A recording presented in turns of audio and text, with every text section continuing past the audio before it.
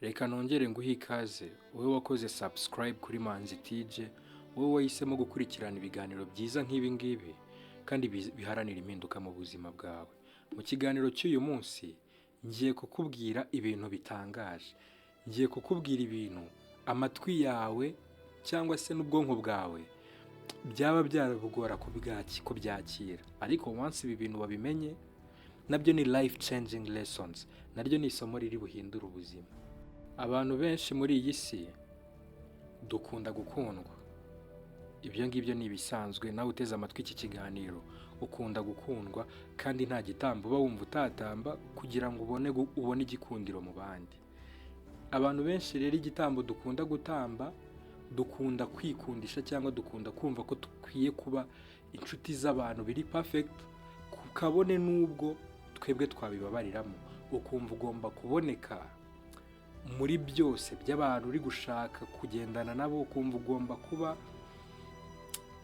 ugomba kuvuga yego, kabone n'ubwo umutima wawe waba uri kukubwira oya. Ukumva ufite ubwoba, uhora ufite ubwoba bwo kwangwa n'icyo kigare urimo, uhora ufite ubwoba bwo kwangwa n'abo bantu muhorana, n'abo bantu wifuza wirirwa wizirikaho. Ukumva wowe ukisanga uhora muri ya kondisiyo yo kuba pleasinga, yo gusa nk'ubinginga. Ibi ngibi bikarangira nawe wibagiwe uwo uriwe. Iyo uri kuba muri iyi kondisiyo niho ukunda gusanga utakaje indangagaciro, kandi bura gutakaza indangagaciro zawe ni ukwitakaza wowe ubwawe. Nakwibutsaga ko font yawe cyangwa se umukono wawe, handwriting yawe, imivugire yawe, uburyo witwara, uwo ni uriwe. Nimba uri mu buzima butuma noneho uhindura uwo uriwe, nimba uri mu buzima butuma nawe ubwawe wiyihakana, ukumva ntiwiyemeye, ukumva muri wowe ushaka kuba nk'abo ngabo ko bakwifuza, brother cyangwa sister, ibi ngibi ntabwo ari ukuba umuntu mwiza gusa, ahubwo ibi ngibi ni ugucreya akavuyo, ni uguhora uri muri expectations, ni uguhora witeza ibintu bitandukanye ku bantu. Ibi ngibi ni nabyo bikurura agahinda mu buzima bwawe, ibi ngibi nibyo bikurura anxiety mu buzima bwawe.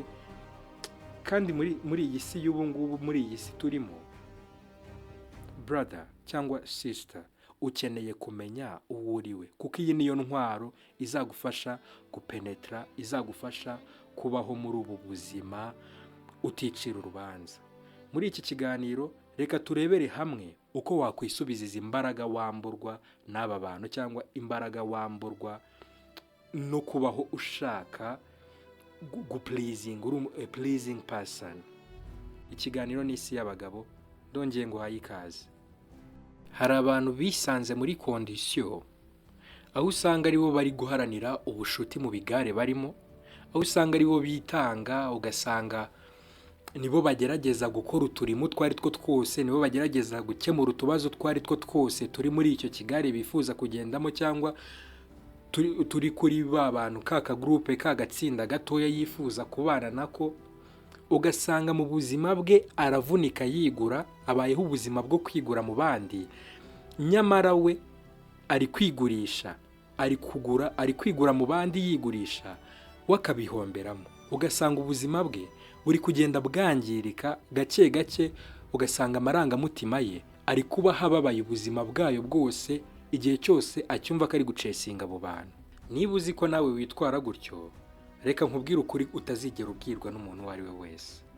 Kuba inshuti y'abantu cyangwa se kugerageza gupenetra cyangwa kugerageza gushaka ubushuti mu bandi ntabwo ari byiza, igihe cyose bisabye yuko wowe wiyibagirwa, igihe cyose bisabye yuko ugurisha indangagaciro zawe, igihe cyose bisabye ko wowe wiyanga. Nimba unteze amatwi ukaba wumvisha ibi bintu nkubwiye, ndashaka gufata akanya ukitekerezaho, ukareba neza nimba atari iyi kondisiyo y'ubuzima urimo, ukareba neza nimba atari no cycle ubuzima bwawe buhora buzingiyemo. Ese ubayeho ubuzima bwo kwigura? Bitekerezeho, reba igiciro cyangwa reba ikintu uba uri guhomba igihe cyose uri kubaho ubuzima, igihe cyose uri kubaho ubuzima bwo kumva ubabayemo imbere, ukumva wowe ubwawe uri gusekera hanze, uri gusekera abantu muri kumwe, uri kubereka ko wishimye, ariko wowe utanyuzwe muri wowe mu mutima wawe. Igihe cyose urimo uravuga yego kandi umutima wawe cyangwa ubugingo bwawe buri kukubwira ngo ibi bintu bireke wibikora, igihe cyose uri kwihanganira ibintu utakihanganiye, uzi ikintu uba uri gukora? Ahangaha uba uri kwigisha isi uko igomba kugufata. Uba urimo uraduhereza mesaje, uba urimo uratwereka yuko boundaries zawe, nyine ibyo imipaka wishyiriyeho nta kivuze. Uba urimo uratwereka yuko buri wese agufiteho uburenganzira. Uba urimo uratwereka yuko igihe cyawe, umwanya ufite uri negotiable, umwanya ufite twawuganiraho, nanjye ngakoresha umwanya wawe mu byanjye. Igihe cyose ubayeho ubu buzima brother cyangwa sister, ntago uri kubaho ubuzima wavukiye kubaho, ntago uri kubaho ubuzima. To be clear, ibingibi nta nubwo ari kindness, ibingibi ntago ari imico myiza, ibingibi ni ukwiyanga, ibingibi n'uwakubeshya yuko ari imico myiza byaba ari inyungu zari guharanira, kuko ntago ari uko nguko wakitwaye. Ibi bintu biragoye ko abo bantu wirirwa wirukaho bazigera bafata umwanya ngo babikubwire nutaza kubyumvira kuri iki kiganiro. Niba uzi ko ufite n'inshuti magara, ikimenyetso cya mbere kikwereka ko iyo nshuti magara yawe igukunze kandi kwitayeho, yanakoherereje ino video ngo uyumve. Ariko nta nshuti yawe itari inshuti yawe magara iri buze gufata umwanya wo kuguhereza ino video, kuko ntinagutekerezaho. Oya, ibintu byiza abantu bakunda kubigumana kubera kwikunda.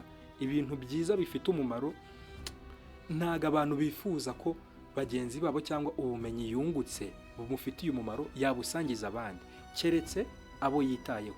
Niba iyi video yakugezeho itabaye suggested by YouTube ngo ikugereho, ukaba ubona wayisharinzwe n'inshuti yawe, ikintu nakubwira nuko ukunzwe, ikintu nakubwira nuko ufite inshuti nzima ikwifuzaho ibyiza, ikwifuriza ejo heza.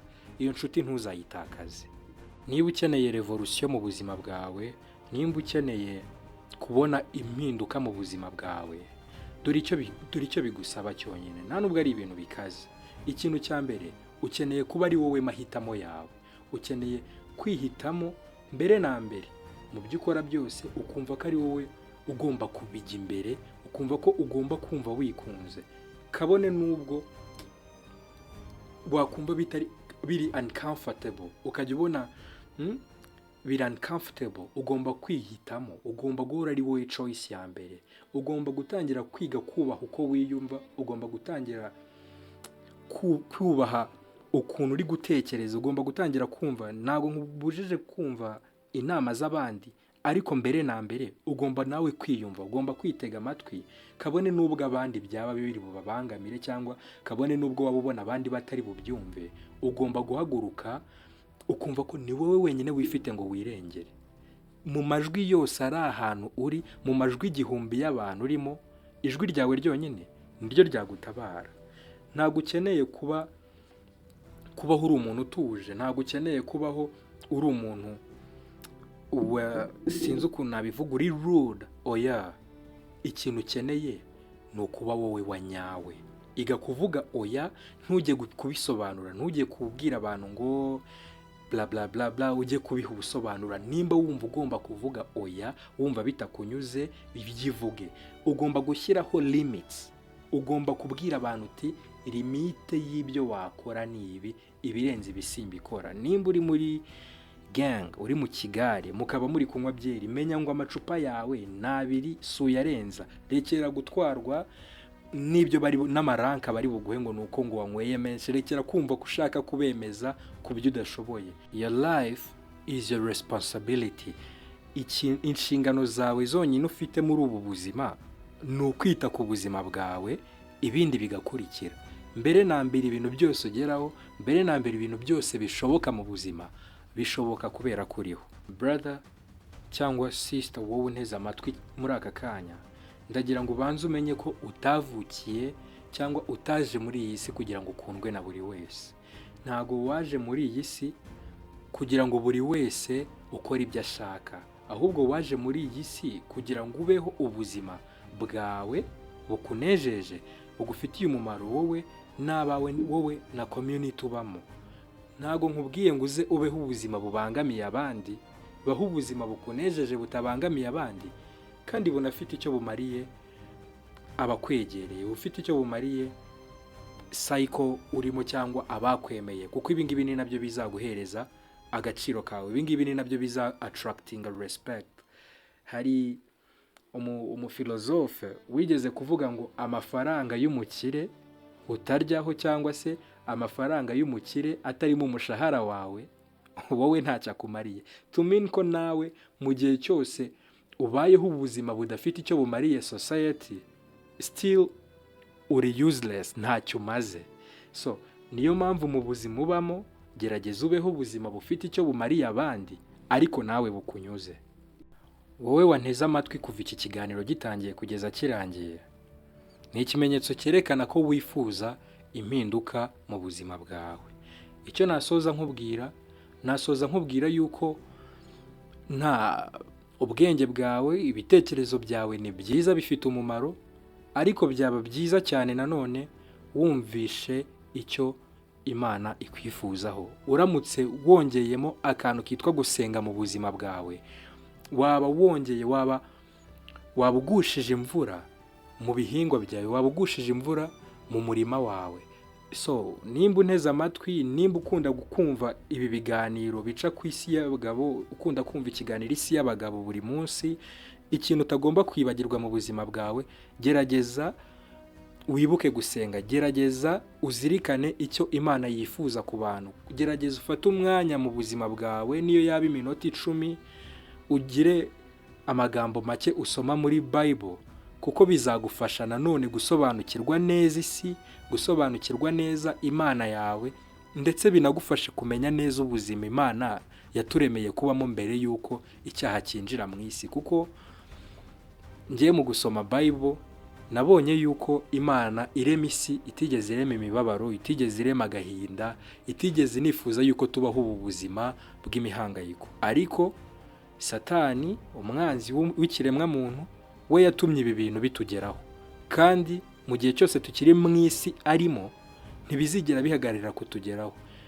Bibiliya rero irahari nk'umuyobozi mwiza, Bibiliya irahari nka map yagufasha kubaho muri ubu buzima burimo agahinda, burimo imibabaro, kandi ukabipenetra neza, ukabivamo bitaguciye ibisebe.